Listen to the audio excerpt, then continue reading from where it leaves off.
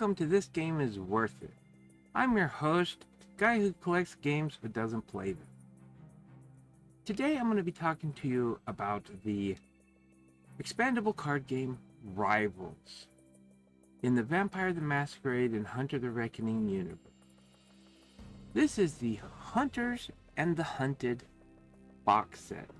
It introduces Hunter the Reckoning to the Rivals expandable card game.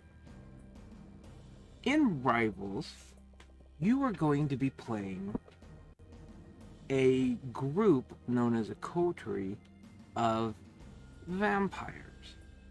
And this is a dueling game like Magic the Gathering or Yu-Gi-Oh! Or Pokemon.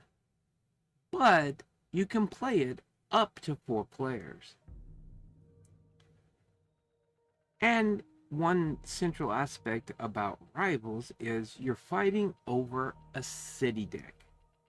You're going to have a deck representing a city, and each box set comes with a different city. This one happens to come with Rio de Janeiro. Very exciting.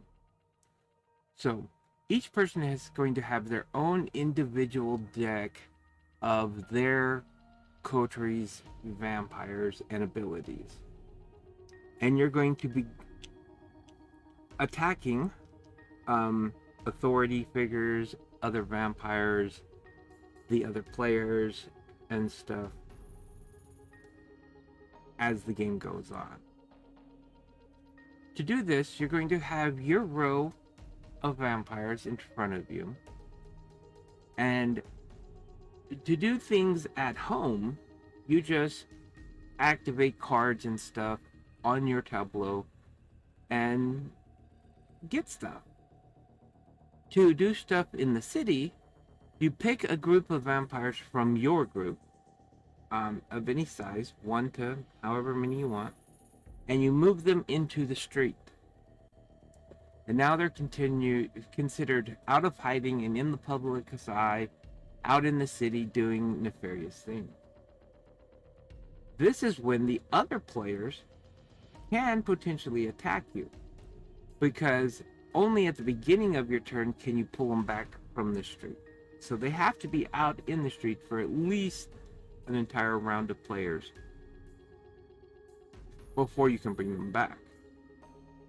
This Rivals happens to introduce Hunter the Reckoning characters, which are humans. Human hunters.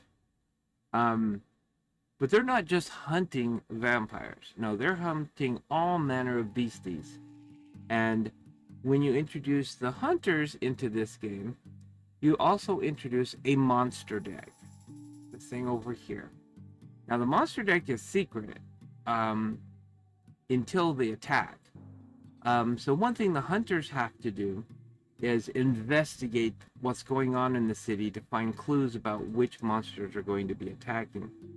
And they're going to be doing that by putting these investigation tokens on here. And when they get enough on there, they can look at the card and see what it is and prepare to fight it.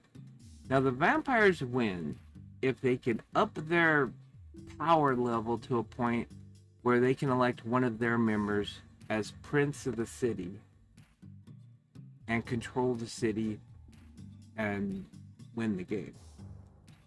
The hunters can win by defeating a certain number of monsters. So vampires are fighting against the city and the hunters. The hunters are fighting against the vampires and the monsters. Generally, the city helps the hunters. So, yeah, it's a lot of fun. You can get more vampires or hunters from the city deck into your deck. You can fight each other, you can not fight each other and still play the game. It's very interesting. It's very thematic. If you like Vampire the Masquerade or Hunter the Reckoning, you will like the artwork and the histories and the different types This base box comes with 4 pre-constructed player decks, plus a big old stack of extra cards that you can draft and build your decks with to make the decks personally your own, if that's your thing. But 37 minutes, 2 to 4 players. There's the Rivals box set that has 4 different vampires in it. There's the Hunter the Reckoning Hunters Hunted box set that has 2 vampires and 2 hunters. And there's another one coming out with more hunters and vampires. And there's a bunch of little small packets you can buy to add other types of stuff to the game. So I hope everyone enjoys it. Remember, your games are more valuable if you don't open them.